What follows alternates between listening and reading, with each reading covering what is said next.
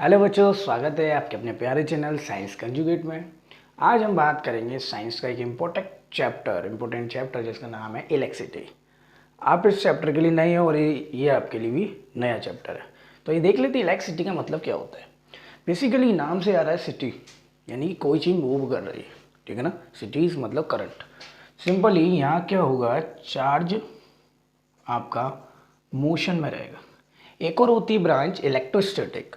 Static यानी कोई चीज़ खड़ी हुई है या स्थित है, यानी वहाँ क्या हो जाता है, तो चार्ज रेस्ट में हो जाता है। लेकिन वो हमें नहीं पढ़ना, वो 12th में जाकर पढ़ना है इलेक्ट्रिसिटी। अब बेसिकली फैक्टर आ गया चार्ज का। तो चार्ज होता क्या, पहले देख लेते हैं।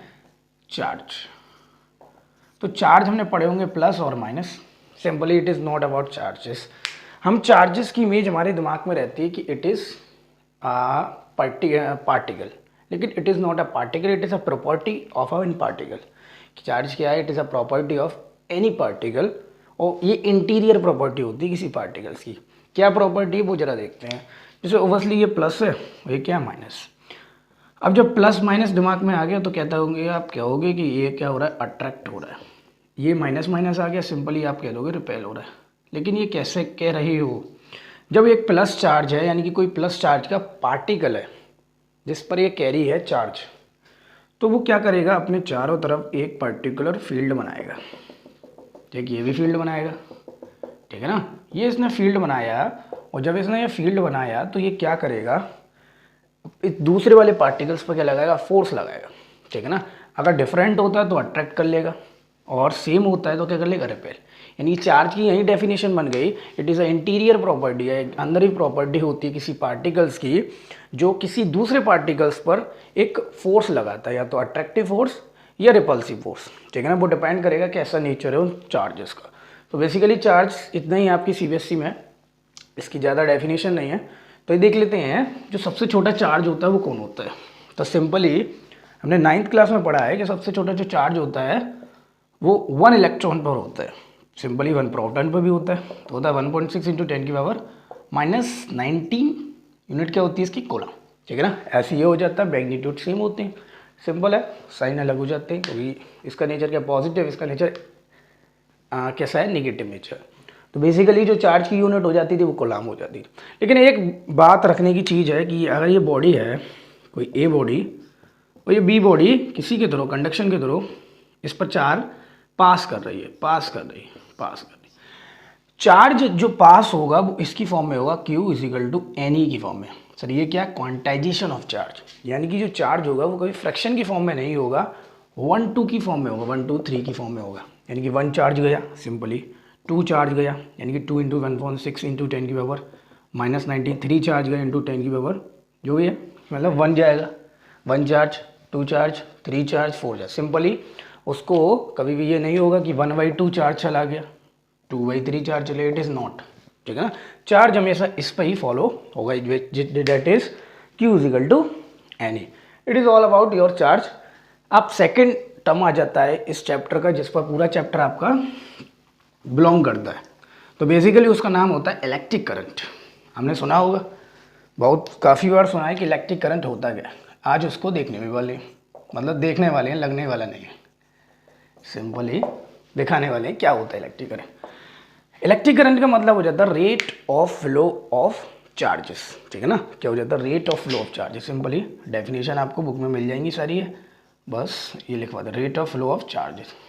यानी कि चार्ज, आपका चार्ज जो है वो एक रेट पर फ्लो हो रहा है, रेट मतलब टाइम पर फ्लो हो रहा है। सिंपली तो इसका फॉर्मूला बन गया I = इसे I से डिनोट करते हैं Q/T, यानी कि charge per unit time. Simply it is your current, electric current.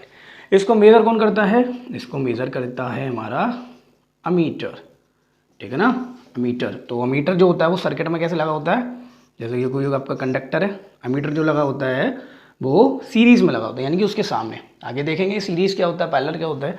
Simply ये सीरीज़ में लगा होता है, लेकिन बैटरी के साथ, बैटरी का पॉजिटिव, इसका पॉजिटिव, बैटरी का नेगेटिव और इसका भी सिंपली नेगेटिव, ठीक है ना। इसके साथ जो कंडक्टर है, इट इज़ कंडक्टर, इसके साथ कैसे लगा होता है, सीरीज़ में, ठीक है भाई, कोई दिक्कत नहीं।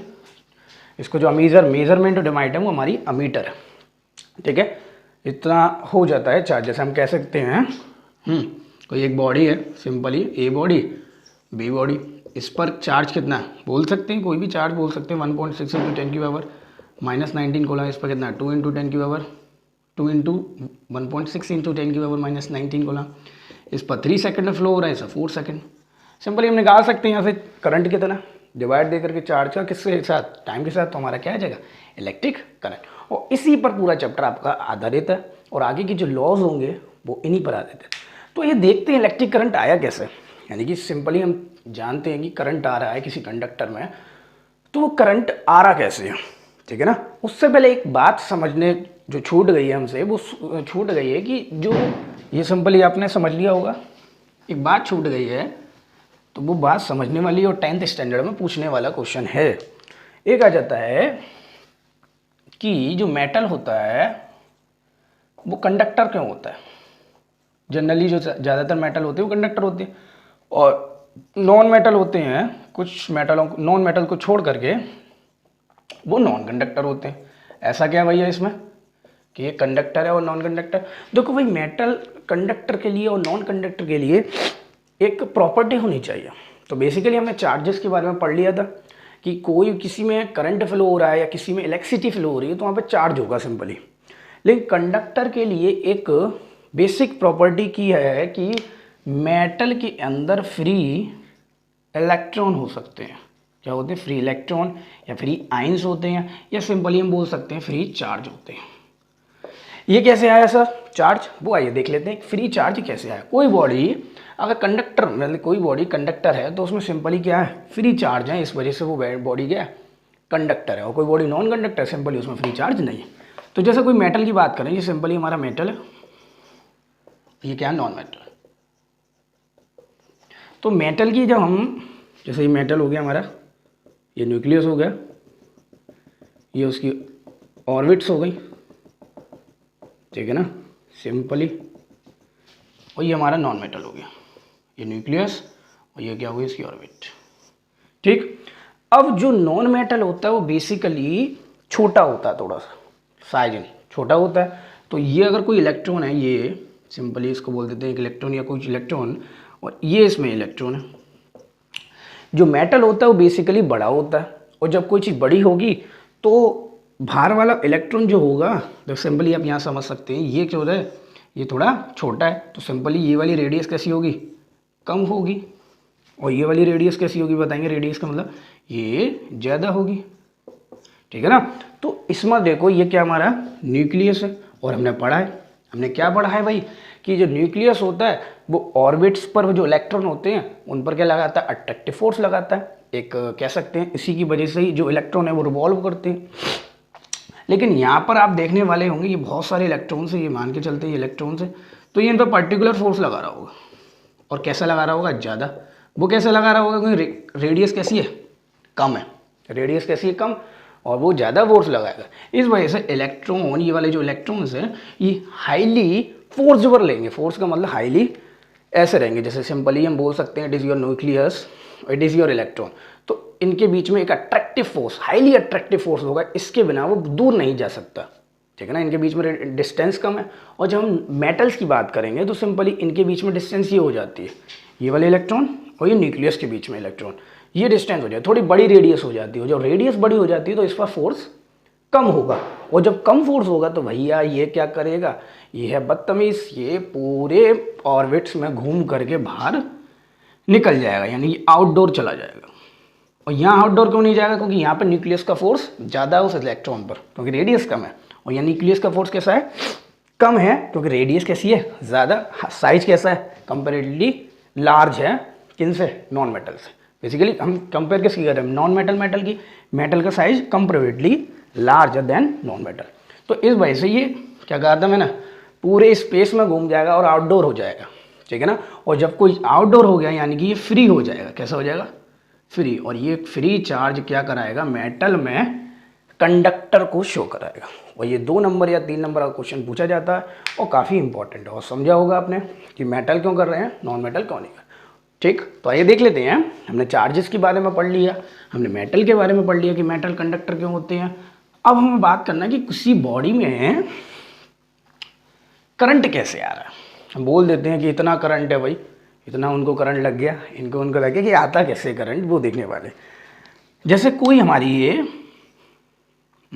हमारा इलेक्ट्रिक सेल है, सिंपली इलेक्ट्रिक सेल ऐसे है, या ऐसे करते हैं, ऐसे मत समझो, ऐसे समझो जैसे ये हमारे कोई वायर है, क्या ये सिंपली ऐसे, थोड़ा बड़ा बनाओ, ये हमारा इलेक्ट्रिक वायर है। इस वायर में बहुत सारे चार्ज पार्टिकल्स होंगे, ये ऐसे होंगे, कोई ऐसे होगा, कोई ऐसे होगा, कोई इधर जा रहा है, कोई उधर जा रहा है, कोई इधर जा रहा है, अपनी मनमानी कर रहे हैं सब, ठीक है ना। सिंपली सब वायर में जो चार्ज पार्टिकल है वो कैसी कर रहे हैं, अपनी मनमानी कर रहे हैं, ठीक है ना। तो भाई इसमें से करंट तो फ्लो नहीं होगा, ठीक है ना, करंट फ्लो नहीं होगा क्योंकि चार्ज पार्टिकल एक डायरेक्शन में तो नहीं चल रहे, ठीक है ना।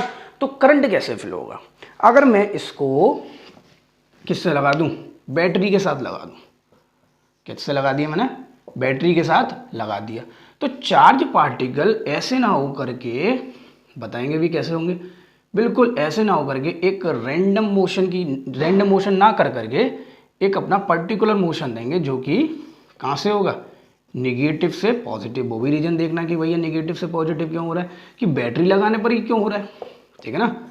2 सेकंड रुको, समझिए आप, ठीक है ना। अब चार्ज पार्टिकल ऐसे हो गए, जैसे टीचर अगर क्लास में आ जाता है तो बिल्कुल बच्चा शांत रहता है, ऐसे ही हो गए, यानी कि इसका बड़ा रोल हो गया, इस बैटरी का क्या हो गया, रोल हो गया। यही बैटरी क्या कर रही है, आपको करंट ला रही है और कंडक्टर शो करा रहा है, कंडक्टेंस शो करा रहा है, ठीक है ना। तो ये कैसे ला रही बैटरी, इसको देखेंगे, लेकिन सिंपली हमने बैटरी ने एक काम किया, एक एक्सटर्नल फोर्स लगाया, सिंपली हम बोल सकते हैं एक्सटर्नल वर्क लगाया। किस पर लगाया, चार्ज पर लगाया, यही डेफिनेशन बन गई। अभी देखते हैं, बस इतना समझ गए, हो गया। अब हम बात करेंगे, इसी के अंदर है, अब हम बात करेंगे किसकी इलेक्ट्रिक पोटेंशियल या पोटेंशियल डिफरेंस की बात करेंगे, ठीक है भाई, या इसको वोल्टेज भी बोल देते हैं हम लोग। हमने बात करी थी बैटरी की, तो सिंपली ये हो गई आपकी बैटरी, ठीक है भाई। इसमें क्या होता है, 2 केमिकल्स होते हैं, C1 और C2, ये केमिकल फर्स्ट है और केमिकल सेकंड है, ठीक है ना। आगे पढ़ोगे तो केमिकल भी पता चल जाएंगे आपको कौन कौन से केमिकल है, वो यहाँ कर आपका इशू नहीं है कि यहाँ पर समझना हो। इन केमिकल के बीच में ये बेटा क्या है, ये बैटरी है, ध्यान से रखना, बैटरी है, और कहीं कहीं सेल भी होगा, बहुत सारी बैटरी जोड़ दी तो क्या बन जाएगा, सेल बन जाएगा सिंपली, ठीक है ना। तो ये क्या आपकी बैटरी है, इसमें 2 केमिकल C1 और C2। अब इसमें क्या होगा, ध्यान से देखो, इसमें ये होगा कि इनमें रिडॉक्स रिएक्शन होगी। अब रिडॉक्स रिएक्शन हम समझ चुके थे वीआईपी कॉन्सेप्ट में, रिडॉक्स रिएक्शन क्या होती थी, यानी कि यहाँ पर ऑक्सीजन का लूज और हाइड्रोजन का लूज, और आगे पढ़ेंगे रिडॉक्स रिएक्शन में इलेक्ट्रॉन का भी लूज और गेनिंग होती है। तो ये C1 क्या करेगा, अपने सारे इलेक्ट्रॉन इसको दे देगा, ये क्या दे रहा है, सब इलेक्ट्रॉन पास हो रहा है, कहाँ से हो रहा है, C1 से टू C2, सारे इलेक्ट्रॉन इधर पास हो रहे हैं, यानी कि इस पर क्या बन गया, इलेक्ट्रॉन ज़्यादा हो गए, इस पर इलेक्ट्रॉन कैसे हो गए, कम हो गए, यानी कि इस पर इलेक्ट्रॉन हाई हो गए, हाई इलेक्ट्रॉन, और इस पर कैसे हो गए, लो इलेक्ट्रॉन। और जब भाई हमने पढ़ा है कि लो इलेक्ट्रॉन वाला क्या हो जाएगा, सिंपली ये किससे जुड़ जाएगा, पॉजिटिव से जुड़ जाएगा, और हाई इलेक्ट्रॉन वाला किससे जुड़ जाएगा, नेगेटिव से जुड़ जाएगा सिंपली। यानी कि यहाँ पर एक पे इलेक्ट्रॉन ज़्यादा हो गया, एक पे इलेक्ट्रॉन लो हो गया, क्या हो गया, एक पे इलेक्ट्रॉन कैसा हो गया, ज़्यादा, एक पे इलेक्ट्रॉन लो, यानी कि एक पोटेंशियल डिफरेंस एक्वायर्ड हो गया। सिंपली कोई बॉडी है, जैसे हॉट बॉडी कोई है, और ये कैसी बॉडी है, कोल्ड बॉडी, जो हीट ट्रांसफर होगी वो हॉट से कोल्ड होगी सिंपली, यानी कि एक डिफरेंस चाहिए किसके लाने के लिए, किसको लाने की, करंट को लाने के लिए, ठीक है ना। करंट को लाने के लिए एक डिफरेंस चाहिए, उसी डिफरेंस का नाम होता है पोटेंशियल डिफरेंस, और पोटेंशियल डिफरेंस कौन लाता है, बैटरी और सेल। समझ में आ रहा होगा, कोई दिक्कत नहीं। और बैटरी सेल में फंक्शन समझ ले, C1 C2 कोई केमिकल्स हैं, वो रिडॉक्स रिएक्शन कर रहे हैं, और एक में इलेक्ट्रॉन ज़्यादा हैं, ठीक है ना, और एक में इलेक्ट्रॉन कैसे हैं, कम, जिसको इलेक्ट्रॉन कम उसको प्लस, यानी कि यहाँ इलेक्ट्रॉन कैसे हैं, कम, इस वजह से इसको पॉजिटिव बोल दिया, इसको क्या बोल दिया, नेगेटिव, ठीक है ना। It is all about your battery और it is all about your cell. अगर ये डिफरेंस नहीं होता, सिंपली दोनों केमिकल्स पर रेडॉक्स रिएक्शन नहीं होती, यानी कि हॉट बॉडी से जो एयर है या जो भी हम बोल सकते हैं हीट है वो कभी भी हॉट से हॉट ट्रांसफ़र ही नहीं होगी। सिंपली हमें यहाँ पर ऐसे केमिकल्स लेने पड़ेंगे जो रेडॉक्स रिएक्शन कर सकें, यानी कि इलेक्ट्रॉन का आदान प्रदान कर सके। यानी कि एक हॉट बॉडी होनी चाहिए, सिंपली एक पर ऐसा केमिकल होना चाहिए जो रेडॉक्स रिएक्शन कर सके और एक दूसरा जो इलेक्ट्रॉन गेन कर सके। ठीक है ना, इतना समझ में आ रहा होगा। It is all about your battery. अब हम देख लेते हैं एक डायग्राम, जो डायग्राम हमने पहले समझा था, तो इसको हटा देते हैं। सिंपल ही पोटेंशियल डिफरेंस। तो देखते हैं वो डायग्राम क्या था। अभी जस्ट समझाया था कि वो दो डायग्राम बनाऊंगा। जब बैटरी नहीं लगी थी, जब नहीं थी बैटरी, तो ऐसे घूम रहे थे इलेक्ट्रॉन जैसे क्लास में सर नहीं आए हैं। सिंपली यहाँ कोई बैटरी नहीं लगी है, ऐसे ही कंडक्शन लगा हुआ। लेकिन यहाँ पर एकदम क्या लगा दी थी हमने, बैटरी लगा दी थी। तो इलेक्ट्रॉन एक पर्टिकुलर पीरियोडिक मोशन देने लगे थे। देखो भाई, सिंपली पीरियोडिक तो बोले, ये देखो भाई चल रहा है, तो इलेक्ट्रॉन ऐसे ही चल रहे हैं। ये सब माइनस है, ये लगा है पॉजिटिव, ये लगा है नेगेटिव। ठीक है ना, इलेक्ट्रॉन चल रहे हैं किसकी वजह से, बताया था एक्सटर्नल वर्क की वजह से। कौन कर रहा है, ये हमारी बैटरी कर रही है। लेकिन सर इलेक्ट्रॉन निगेटिव से पॉजिटिव क्यों जा रहे हैं, वो चीज़ समझ नहीं है। ऐसा क्यों, डायरेक्शन का भी एक क्वेश्चन आ जाता है। तो बेसिकली जो चार्ज हैं वो निगेटिव से कहाँ जा रहे हैं, पॉजिटिव। क्यों जा रहे हैं, क्योंकि यहाँ पर कैसे हैं नेगेटिव, तो यहाँ पर कैसा होगा नेगेटिव ज़्यादा, और नेगेटिव ज़्यादा होगा तो यहाँ पर जो इलेक्ट्रॉन होंगे वो इससे क्या करेंगे, रिपेल करेंगे और किसकी तरफ भागेंगे, प्लस की तरफ भागेंगे। इस वजह से इलेक्ट्रॉन किसकी तरफ भाग रहे हैं, नेगेटिव से पॉजिटिव। तो लिख सकते हैं हम जो चार्ज हैं बेसिकली इलेक्ट्रॉन, वो कहाँ से जाएगा, नेगेटिव।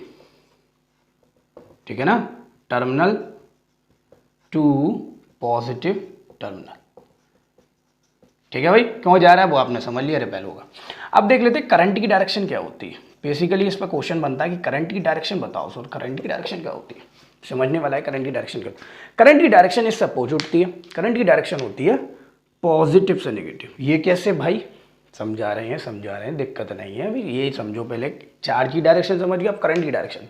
करंट की डायरेक्शन होती है पॉजिटिव से टू नेगेटिव। ये कैसे हुआ, ये देखते हैं, अभी 2 मिनट रुकते हैं बस। पॉजिटिव से नेगेटिव कैसे हुआ, शुरुआत में क्या होता था, करंट की जो डिस्कवरी हुई थी वो इलेक्ट्रॉन की डिस्कवरी या चार्ज की डिस्कवरी से पहले हुई थी। ठीक है ना, तो जब करंट की डिस्कवरी पहले हुई थी तो इसकी डायरेक्शनल जो एज्यूम कर दी वो कर दी वो प्लस से नेगेटिव। क्यों, क्योंकि प्लस को सिंपली प्लस आ रहा है सामने, तो आपको समझ में आ गया हाइयर पार्टिकल है, यानी कि जो डायरेक्शन शुरू होगी वो कहाँ से शुरू होगी, positive. It is all a conventional direction of current. It is not have a proved या प्लस से माइनस जा रहा है, बस ओनली एज्यूम कर दिया कि प्लस से माइनस जा रहा है। क्योंकि प्लस है तो सिंपली आपकी इमेज आ रहा होगा कि हाईली पार्टिकल है, इस वजह से प्लस से माइनस है, और कोई इसका रीज़न नहीं है, कन्वेंशनल डायरेक्शन है। लेकिन बेसिकली जो चार्ज की डायरेक्शन होती है वो नेगेटिव से पॉजिटिव होती है। It is all about your current और बैटरी। अब हम बात करेंगे, थोड़ा सा लौट के फिर दोबारा आ जाते हैं पोटेंशियल डिफरेंस की कुछ बात पर, कि पोटेंशियल डिफरेंस की हमने एक तो डेफिनेशन वहाँ छोड़ दी थी और वहाँ कुछ बात होती। तो पोटेंशियल डिफरेंस जिसको सी शो करती है बी से, बी का काम क्या हुआ, बी ने क्या किया, एक्सटर्नल फोर्स लगाया। क्या लगाया, एक्सटर्नल वर्क किया। अब किस पर किया, यानी कि एक्सटर्नल वर्क किया किस पर किया, इन्हें चार्ज पार्टिकल को ठिकाने पर लगा दिया, नेगेटिव से पॉजिटिव चलते गए। तो किस पर करा, चार्ज पार्टिकल, यानी फॉर्मूला वही यही बन गया, B is equal to W/Q, यानी कि work done per unit charge. Simply क्या हो जाएगा, work done per unit charge. ठीक है ना, यानी कि जो वर्क डन हुआ है वो किस पर हुआ है, चार्ज पर हुआ है। इसको जो मेजर करते हैं वो करते हैं वोल्ट मीटर से, देखा होगा अपने स्टेबलाइजर वगैरह में। तो इसको कैसे लगाते हैं इलेक्ट्रिक सर्किट में, उसको देखा था, अमीटर को देखा था, सीरीज में लगा रहा है, तो इसको लगाते हैं हम पैरेलल में। तो सिंपली हम कैसे लगा सकते हैं इसको, यहाँ चलो, ये हमारा वोल्ट मीटर हो गया और ये हमारा कंडक्टर हो गया। ठीक है ना, ये पॉजिटिव हो गया, इसकी बैटरी को हम जोड़ देंगे, ये हमारी बैटरी हो गई सिंपली। ये पॉजिटिव, ये नेगेटिव। वोल्टमीटर कैसा लग रहा है? हम पैरेलल सीरीज बाद में समझेंगे कि पैरेलल सीरीज होता क्या, ठीक है ना। तो it is all about potential difference. अब एक और क्वेश्चन बनता है कि वन पोटेंशियल क्या होता है, 1 वोल्ट क्या होता है, इसको वोल्ट बोलते हैं कि 1 वोल्ट क्या होता है। 1 वोल्ट कब होगा? ये चीज़ 1 कब होगी? जब ये 1 होगा, ये 1 होगा, यानी 1 जूल 1 कोलम। सिंपल ही है कि 1 वोल्ट कब होगा? जब 1 जूल वर्क लगाया जाए किस पर? 1 कोलम चार्जेस पर, उसी को 1 जूल बोल देते हैं। एक 1 अमीटर वो रह गया, 1 अमीटर। 1 अमीटर क्या होता है? तो हमने पढ़ा था करंट में क्या होता है, simply I is equal to Q upon T. तो करंट मतलब 1 एम्पियर कितना हो जाएगा? 1 एम्पियर हो जाएगा, 1 एम्पियर हो जाएगा कि 1 कोलम पर 1 सेकंड पर फ्लो करें, उसी को बोल देंगे 1 एम्पियर। और इट इज़ इंपॉर्टेंट डेफिनेशन कि 1 एम्पियर क्या होता है? 1 कोलम चार्ज कितने में फ्लो हो? 1 सेकंड में, ठीक है ना। तो वो होता है 1 ampere. It is all about your electric current, potential difference, electric potential और इलेक्ट्रिक चार्ज, और उसकी बेसिक यूनिट्स, और मेटल कंडक्टर और नॉन कंडक्टर। तो अब हम बात करते हैं कुछ मेन मुद्दे पर। जो मेन मुद्दे पर हम पेपर में बनता है, वो मेन मुद्दा क्या है वो देखते जरा। सिंपली यहाँ पर क्या हो रहा है कि मैंने अगर यहाँ पर ये वर्क बढ़ाया, यानी वर्क मतलब V बढ़ाया, V का मतलब पोटेंशियल डिफरेंस बढ़ाया, वोल्टेज बढ़ाया, तो जो करंट होगा वो भी बढ़ रहा है। सिंपली अगर नो करंट, करंट जीरो है, इसका मतलब पोटेंशियल डिफरेंस भी क्या है? जीरो है। यानी कि सिंपली आप कह सकते हैं V किसके डायरेक्टली प्रोपोर्शनल हो गया? I के। सर ये तो एक लॉ बन गया, और इसी लॉ को बोल देते हैं ओम्स लॉ। देखेंगे भी कि यहाँ पर B बढ़ाने पर, वोल्टेज बढ़ाने पर, वर्क बढ़ाने पर जो करंट है वो भी बढ़ रहा है। फ्लो चार्जेस का जो फ्लो है वो भी बढ़ रहा है। जितना करंट होगा, जितना वोल्टेज होगा, उतना करंट होगा उस कंडक्टर में। तो ये देख लेते हैं एक इम्पोर्टेंट लॉ जिसका नाम है ओम्स लॉ। तो वही कि लॉ क्या कह रहा है, ये लॉ बहुत ही समझने वाला है। ओम्स लॉ, तो ओम्स लॉ जो कहता है, ओम्स लॉ सिंपली कह रहा है एट अ कांस्टेंट टेम्परेचर, आपको डेफिनेशन बुक में मिल जाएगी, at a constant temperature and pressure. Simply लिख देंगे आप, जो V होता है यानी वोल्टेज होता है वो डायरेक्टली प्रोपोर्शनल टू होता है करंट। V किसके डायरेक्टली प्रोपोर्शनल होता है? करंट के। तो हम बोल सकते हैं सिंपली कि B directly proportional to current है, यानी कि I directly proportional to B, ठीक ना। करंट भी किसके प्रोपोर्शनल? Directly proportional. लेकिन कन्वेंशनल इसको मानते हैं क्योंकि वोल्टेज बढ़ेगा तभी तो करंट बढ़ेगा, तो voltage B directly proportional to I। तो जब पढ़ा है भैया ये, जब ये आ जाता है, ये प्रोपोर्शनलिटी का साइन आ जाता है, तो प्रोपोर्शनलिटी का साइन हम कैसे हटाते हैं? एक कांस्टेंट के थ्रू। तो यहाँ कांस्टेंट ले लेते हैं, V is equal to R I. R क्या हो गया? कांस्टेंट, या कांस्टेंट ऑफ प्रोपोर्शनलिटी, ठीक है भाई। अब इस आर को क्या बोलेंगे? ये आर भी कांस्टेंट आ गया, इस आर को बोलते हैं रेजिस्टेंस। क्या बोलते हैं? रेजिस्टेंस। आ रहे हैं उसी पर आ रहे हैं कि V equal to R I. आपने देखा हो रेजिस्टेंस बहुत परेशान भी करता है रेजिस्टेंस। तो पहले तो ओम्स लॉ क्या हो गया? V directly proportional to I, constant में आ गया हमारा R। अब ये R क्या है? R क्या है? यहाँ से पहले तो R का फॉर्मूला निकालो। R इज इक्वल टू हो गया V अपॉन I, यानी कि R का I के साथ रिलेशनशिप देखो कि R बढ़ेगा तो I भैया इनवर्सली प्रोपोर्शनल है, इनवर्सली प्रोपोर्शनल है I के, यानी कि I कैसा होगा? घटेगा। यानी कि किसी कंडक्टर में रेजिस्टेंस बढ़ाओगे तो I कैसा होगा? उसका कम होगा सिंपली। और किसी कंडक्टर में रेजिस्टेंस घटाओगे तो उसका I अपने आप बढ़ता चला जाएगा। यानी कि हम बोल सकते हैं, एक यहाँ से बोल सकते हैं पहला कि R directly proportional to, second R inversely proportional to 1 upon I। अब इस R का भी तो नामीकरण है रेजिस्टेंस, इसका भी तो अपना परिवार होगा। यस, इसका परिवार है, इसको हटा देते बोले, तो इसका भी परिवार है भाई, इसको भी चलाना है रेजिस्टेंस, इसको भी महत्वता देनी है। तो रेजिस्टेंस का फॉर्मूला हो गया R is equal to B upon I। तो इसकी जो SI यूनिट होती है भैया, ओम ने बनाया है, तो इसकी SI यूनिट क्या होती है? ओम। इसी को बोल देते हैं ओम, ठीक है भाई। इसकी SI यूनिट क्या हो जाती है? ओम। ओ, इसको शो कैसे करते हैं, ऐसे ही सिंपल। तो इट इज़ रेजिस्टेंस की रेजिस्टेंस इस पर इनवर्सली प्रोपोर्शनल है करंट पर, यानी कि किसी वायर में क्या बढ़ाओगे, रेजिस्टेंस बढ़ाओगे, ठीक है ना। तो वो क्या हो जाएगा, उसमें से करंट कैसा हो जाएगा, अपने आप कम हो जाएगा। बात समझे। अब आगे पढ़ेंगे हम कि रेजिस्टेंस जो है वो घटता कब है और बढ़ता कब है।